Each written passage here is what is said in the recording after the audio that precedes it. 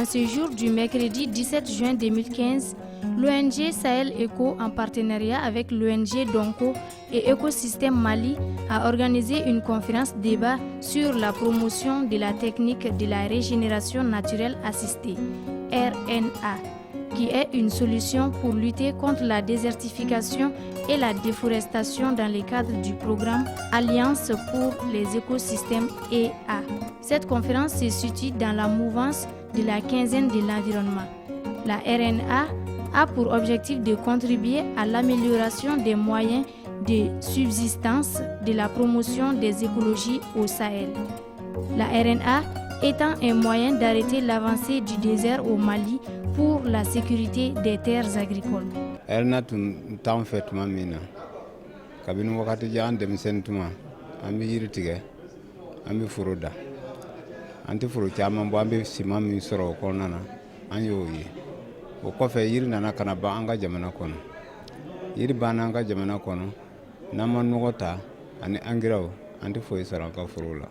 Furu be kera nyama ni kirikara nane nisika foi famara. Ala nana ke erna nana anfe kana nya yira anna. Kabina ya nya yira anna. Ka taw wakati ni sisanke. Nanye seneke. Erna flaburu. Yiri flaburu ambi yiri kirikira mun bla furu kono. A flaburu na buru na furu kono. Abande mene nogokura. To kofe fana. Alors que ni sangi nana. Sumaya bito furu kono. Faka wakati jenke. Anna na jati mina fana.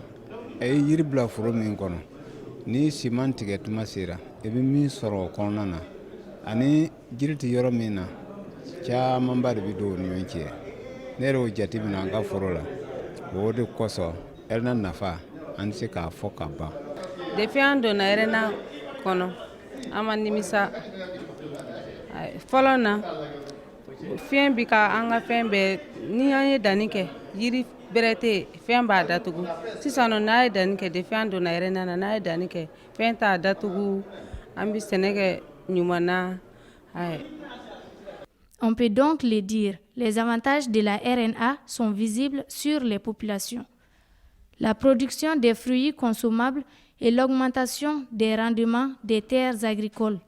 C'est pourquoi l'honorable DDO a souligné que la RNA est bien un facteur de développement agricole au Mali, mais qu'il faut un accompagnement massif communautaire pour l'appuyer. Cependant, la RNA rencontre des difficultés. L'insuffisance de la communication sur la RNA, la faible prise en compte de la RNA dans les politiques et plans de développement. Les phénomènes du changement climatique sont en train de rattraper notre pays et les pratiques ancestrales qui étaient la régénération naturelle ont été abandonnées il y a plusieurs années. Et ici, aujourd'hui, il y a des ONG qui se dédient justement à cette tâche pour que le couvert végétal soit préservé et que la dégradation des sols soit évitée. Et moi, je crois que c'est une bonne chose et je lance un appel à l'ensemble de tous les Maliens pour désormais pratiquer justement cette technique dans les champs et même en dehors des champs, que ce soit réellement une technique que chacun de nous à son niveau pratique. Les mesures prises par Sahel Eco, c'est ses partenaires pour suivre, n'est-ce pas, les paysans qui font l'environnement, c'est qu'ils ont formé n'est-ce pas, ils ont mis en place, n'est-ce pas, des comités, n'est-ce pas, de gestion dans chacun des villages où la technologie, n'est-ce pas, est mise en œuvre. Et au niveau, n'est-ce pas, de ce comité, il y a des agents suivis, n'est-ce pas, chargés, n'est-ce pas, du suivi des parcelles, n'est-ce pas, qui sont en relation avec les animateurs, n'est-ce pas, du projet.